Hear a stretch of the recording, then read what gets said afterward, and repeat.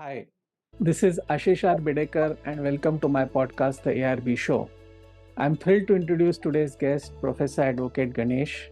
Ganesh is a renowned intellectual property enthusiast and winner of two consecutive National Intellectual Property Awards in 2015 and 2016, given by Ministry of Commerce, Government of India. He was also part of the Indian government's WTO ministerial conference in seven such conferences in different parts of the world. He is the head of Intellectual Property Right Council at Chamber India and also mentor and IPR GI advisor at Baramati Incubation Center and NIT Jalandhar, Punjab. He is founder of Great Mission Group Consultancy, which is dedicated towards promotion and protection of IPR in India. He is an expert on Geographical Indicator, that is GI Tag. He has worked on 84 GIs, out of which 29 are registered. His contribution in registering agricultural GI is more than 25% of total agriculture GI registered in India. Welcome to the show, Ganesh. Do share your life journey and how you became India's leading GI IP expert. Over to you, Ganesh. Thank you, Akaji, and for basically selecting me and for my subject is really privileged to be talk about. Actually, my journey started about intellectual property right quite long back when I was studying science and in Pune University, and then completed my law. During that period itself, like techno-legal subject need to be understand and very important for an India. So selected intellectual property right in 1998. Continue with the same. Did masters from UK on the subject. While doing master, I came to know India is lagging behind of IPR protection in general and GI in particular. So decided to do the work, study, and excel the knowledge. And then I wrote a letter according to the then President of India, Dr. Abdul Kalam sir, express my willing about the subject. He said, excel. He wrote me in President letter that excel in that subject, that itself is a great contribution, and I continue with his inspiration. And initially this subject was very as I said, unknown to many industries and not even academics. So we started our journey through academic institutes and started teaching this subject to the students. Initially selected few students, created awareness among them, and then started conducting the courses with the help of student only. 15 years ago, we registered first GI. It was Puneri Pagdi. So the journey started with academic understanding, then creating awareness among the students and professors, and then took them to the practical, what we can say, field, and then we registered our first geographical indication in 2007. Then itself, we requested University of Pune to replace the convocation hood with the Puneri Pagdi. That is a symbol of intellect, symbol of, you can say, wisdom, and symbol of culture. So even today, you'll find in many programs in Pune city, the organizer offer as Puneri Pagdi as a gift. So that's an honor basically. So we registered that cultural symbol in 2007 as an intellectual property of Pune city. So there you will find the journey of the GI started. In real sense, in even today, the GI registration in India. First of all, let me tell you about the GI. GI is an intellectual property right, which I learned in 1998 first, and then 2001 in UK, as I said, in details. And then 2002, we started, as I said, creating awareness. So GI is an intellectual property right. What is intellectual property right? We all are familiar with patent, copyright, trademark, are intellectual property rights. The concept called intellectual property right can be interpreted like a property which is created by intellect is an intellectual property, and the rights which are granted by the laws are intellectual property rights. So you invented something, you may get the patent. Once you get the patent, that's your intellectual property right. So you can give license, you can commercially exploit that, you can start your own industry, etc. If you started your own industry and you decided certain name for that industry, then that is a trademark. And when you prepare the literature or leaflet or brochures for your industry, that is a copyright. So these are all different types of intellectual property. We are quite familiar with those intellectual property. But very important intellectual property for individual, for community, and for nation at large is a little remain untouched intellectual property right. Got was it. geographical indication. Correct. Got it. Great. Yeah. Thank you, Ganesh. So as we discussed, we have the format in which the guest talks about top areas in his area of expertise. So since you are a GI expert, I would request you to talk about the top 5 benefits of GI tag, and that would be very helpful for the audience.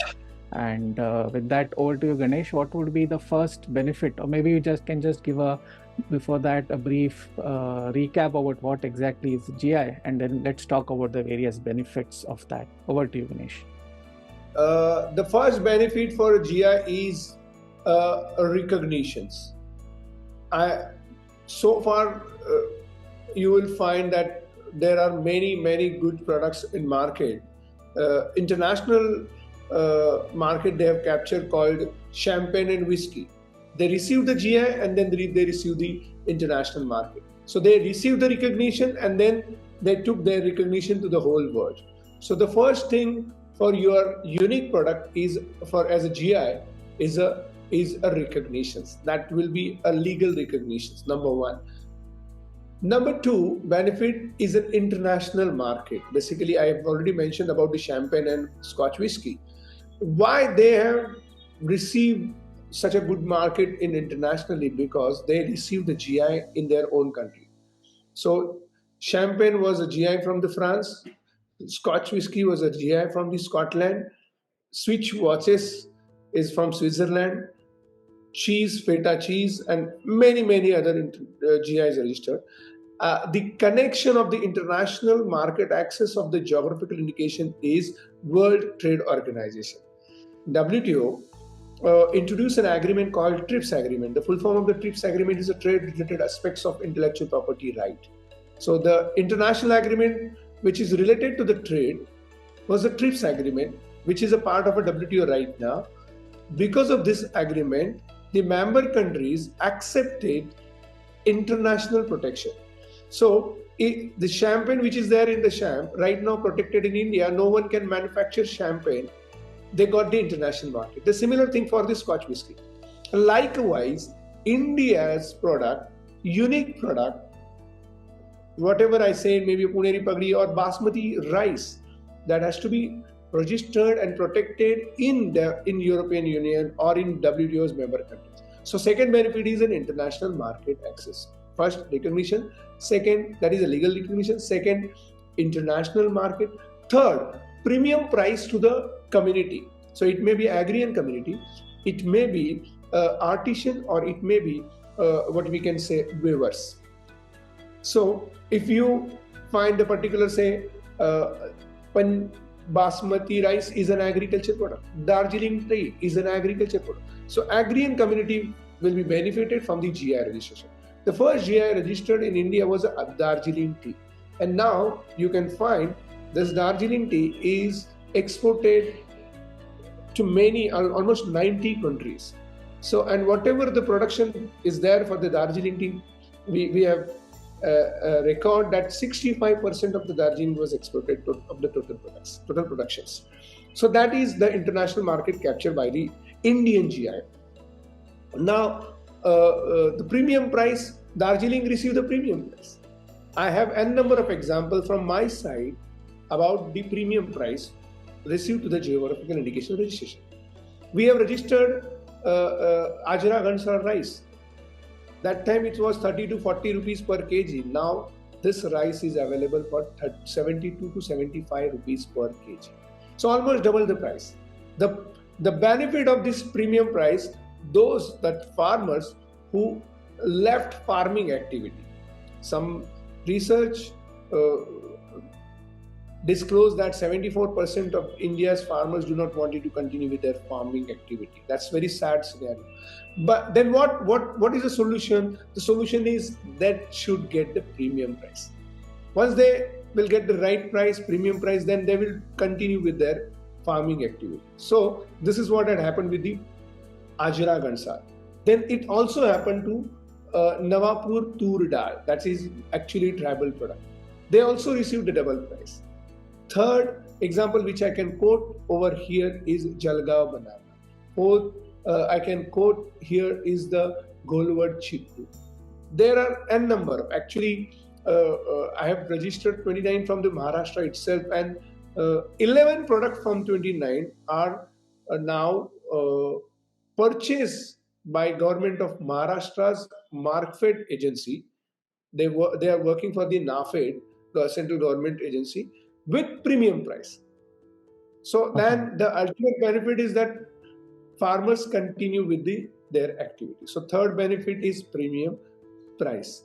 The fourth benefit is in fact for a nation is required, and country like an India is required very much. That is a rural economy, strengthening the rural economy, particularly with respect to the employment at rural economy. Here, I can quote an example of our Golwad Chiku, which we have registered in 2016. After the GI registration, the Golwad Chiku, that particularly within the region of the Dahanu, Golwad, that the young farmer, the young generation came together and they started producing Chiku powder and Chiku chips. So the value-added products also got the platform. The powder which is produced through the Chiku from the Golwad got the demand from the European Union as a baby food. So that's how the rural economy got the strengthened and support and more employment, premium price, and etc. The fifth benefit is to the public at large. In India, there is something not good happened, that duplicate products. So product like a Patani sari. Now still more than 60-70% saris, Patani saris are not genuine saris. In such scenario, what is the solution? We registered Patani sari in 2009. The benefit, what would be the producer and consumer would be the genuinity. So those who are the particular weavers producing the Patani sari genuinely with their skill,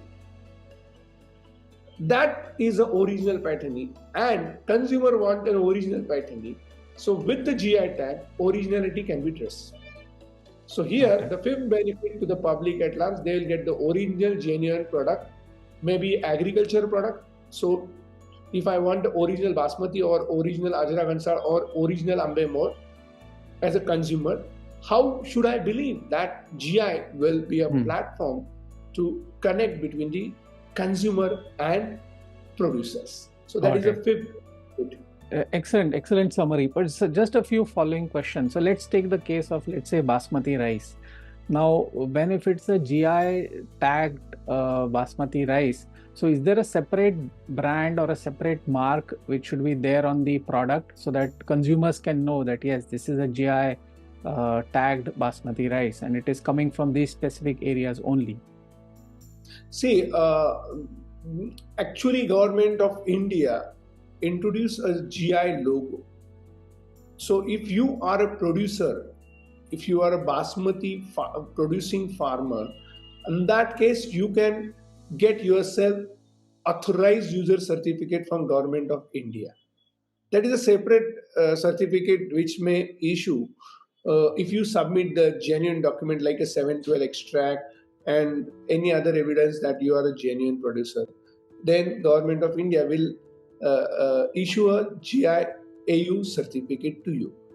So you can mention that GIAU number on your packaging along with the logo, Government of India's logo. So that is a separate identity, and consumer can trace through that GIAU number who is producers, and that is only first step. However, I came with a lot of ideas, like it's still in development stage, like a QR code based on the AU number. We are also coming with the GIS system, that is GPS system, what we intend to introduce to this entire journey, and it will take little time to take the help of the technology to reach to the original producers. So in short, number one, AU number, number two, GI logo, which you can fit in your packaging, and that is right now only available method to introduce the genuine products. It may be a basket. Okay, but here, for example, in terms of enforcement, for example, you talked about a farmer collective, right? For example, Goldwood Chikku or Basmati rice. So the farmers would benefit if only the genuine farmers use the term Basmati rice or Goldwood Chikku, etc. What are the ways of means for enforcing that? For example, let's say there is someone who just puts the name Basmati rice on his rice packet. There has to be a mechanism for ensuring that that does not happen. So what's the mechanism for ensuring that? Since I mentioned this is intellectual property right, but this is community's intellectual property right, and once you get it registered as a GI, you will also get a right to restrict someone if fake or what you can say duplicate products they are selling in the market with the same name. I can give some example over here with Darjeeling tea. Darjeeling tea fought 16 cases internationally, and that also helped them to brand themselves in the international market. So if a tea which is produced in the Darjeeling, the producers from the Darjeeling, the farmer who are producing that tea from the Darjeeling are the only genuine farmer, and their association are the only proprietor for that GI. No one can use the name Darjeeling tea and can sell the tea in the name of Darjeeling. So they fought 16 cases, and that enforcement began from the Darjeeling, and it may reach to the many part of the India and many products which are registered as a GI. Got it. So essentially the learning is, yes, there might be some legal cases and it's a hard work, but once you are able to establish that, yes, you are ready to fight for that what belongs to you as a GI IP, then of course the kind of attacks, etc., from IP squatters would reduce. Another thing, so essentially, is it right to say that GI tag can only be given for agricultural and collective aspects, whereas there is a manual effort involved, right? So it could be like from carpets, or it could be like something agriculture produce, etc. But it cannot be anything for anything else. Is that correct? Let me put in a different way. As per the law, I can say GI tag can be granted to majorly three kind of products. Number one, as you mentioned, agriculture products. The first GI registered was a Darjeeling. Number two is a manufacturing products. I mentioned about the Paitani sari. That is a manufacturing product. That is also textile product. And Goa Penny is the best example of manufactured product. Then third is a natural product. So that comes from the earth, from the soil, from particular place, and that is a unique product. The first natural product registered in India was a Makarana marble. that has been used in Taj Mahal, and later it has also been used there in Victoria Palace. So that is a natural product which can also get the GI because of its uniqueness. So in short, there are three categories for the GI. Number one, agriculture product. Number two, manufacturing product. So either of the activity of the manufacturing of that product need to be carried in particular place is a requirement. The product need to be a unique, special, and the third one is a natural products, which are also get entitled to get the GI registration. Great. So any kind of use cases or any aha moments as such wherein you helped create a GI indicator and that really changed the life of the farmers or the participant places? Any inspiring story which you would like to share? There are many. Actually, we registered Jalgaon banana, and Tandalwadi is a small village from the Jalgaon districts. After the GI registration, 12 crores banana from the Tandalwadi were exported to European Union. From a small village, 12 crore banana. So it was a warm moment. You can also say when I visited Ajra Gansar, and then the local farmer particularly mentioned that in Marathi I can quote, तुम्ही राजदूत बनून आला आहात आमच्यासाठी, आम्हाला देवदूत बनून आला आहात आमच्यासाठी. I mean, it was such a डोळ्यात पाणी येणारा क्षण होता तो, असं म्हटलं तर चुकीचं ठरणार नाही. So then recently I belongs to the Pune, and then I have also registered Ambemore rice, which is actually non-basmati aromatic rice like Ajra Gansar and all. And it was actually the farmer left this producing activity for the Ambemore, and there are many reasons for that. But when we registered it as GI, we requested them to start cultivating that particular product. And fortunately, we found the seeds, original seeds. We gave them. They were so happy. They said, our ancestral property now, we will keep it for a future generation. So it was another thing like, okay, my forefather invented something unique from soil, and somehow it left, but we got an opportunity to go back to the same product, and that's what happened with the basmati. So Right.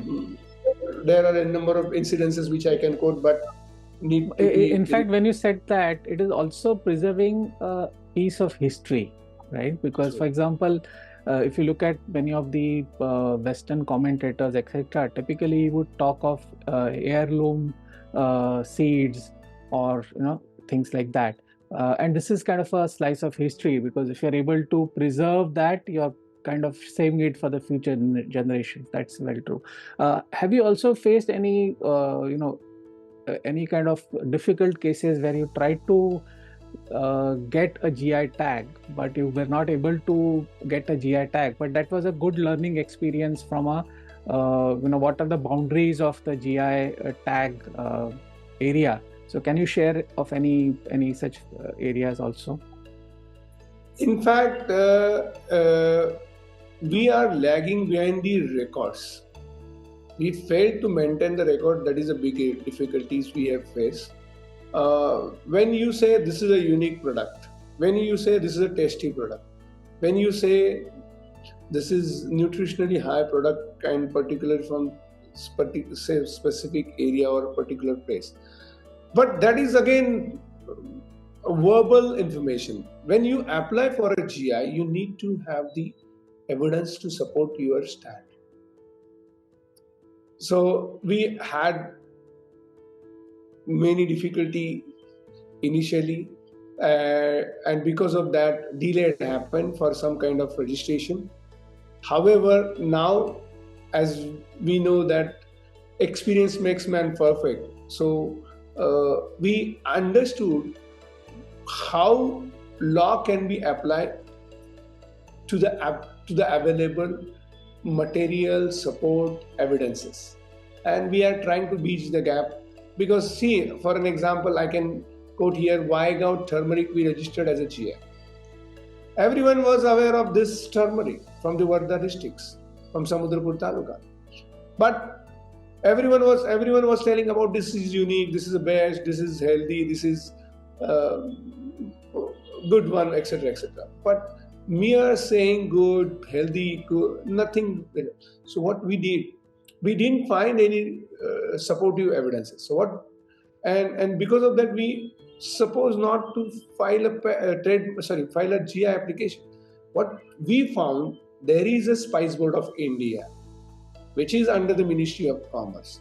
So we sent sample of rhizomes and powder to Spice Board of India.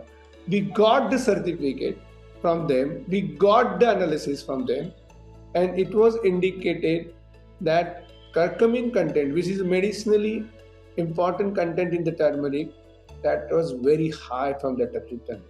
So a record was a difficulty, and proper scientific information was difficulty. So these are the difficulty. Normally, either it takes delay, it took delay registrations, or somehow it hampers the registration as well. Got it. So, are you also advising the various state governments in India or the central government of proactive steps or maybe processes, etc., which they need to rectify so that GI indication is easier to do? As you mentioned, it could be records, it could be scientific study. Is there any work happening on that front as well? Actually, we have informed many government to update their gazetteers. Gazetteer is the one of the essential document which talks about the specialty of that particular region. So gazetteer of particular districts, gazetteer of particular zone, that is very much important, where you can find the history of that unique products. Might be covered by the previous administrative officers, maybe collector, maybe DM, or maybe the Britishers. So those records are always plays an important role in GI registration. So we requested various government to update their gazetteer. So that may be the starting point for getting the GI for certain specific products. Excellent. So, are you also helping customers or clients outside of India? And how has your experience been in terms of the whole process? We are creating awareness of Indian GIs at international platform as well. Since I have been attending WTO's ministerial conference, so we started gifting Indian GI to many delegates. So even I had an opportunity to give the Puneri Pagdi to the Director General of WTO. And I explained him how important in 2011. Then we also, wrote, particularly you can find my 2 position paper on Indian GIs at WTO's website, which are published. So where we have demanded the guaranteed market for the Indian GIs. So that is another step. Third, at international platform, we took farmers to the Thailand, and they can display their GIs that what would had happened, and then it was a good experience and platform for getting an international market and also creating an awareness in international consumer. So then also one more steps we particularly took, and I had an opportunity particularly to work on behalf of Government of India for the project called A Tale of Geographical Indication in India, which is available on YouTube. We work with European Union for this project, and that Tale of Geographical Indication of India's video is available right now in YouTube. If someone can click, that is also available in my personal YouTube channel, Ganesh Hingmire. So excellent. Where we have covered various videos, particularly 26 minutes videos from the Ratnagiri and Sindhudurg, how Got it. kokum is famous, what is specialty of that kokum, scientific support, how traditionally important this kokum is all about. They have covered everything. Got it. I worked on behalf of government of India, and some foreign attorney also worked for the European Union in that entire project. So 5 minutes videos are also available in a summarized form for this Yeah. project, and then 26 minutes video of the kokum and 26-minute video of Nashik grape is also available. Excellent, excellent. Great. Thank you, Ganesh. This really gives a great perspective. And thank you, dear listeners, for tuning in. Do subscribe, share, and like this podcast. Available on Apple, Spotify, and wherever you get it. Bye for now. Talk to you soon.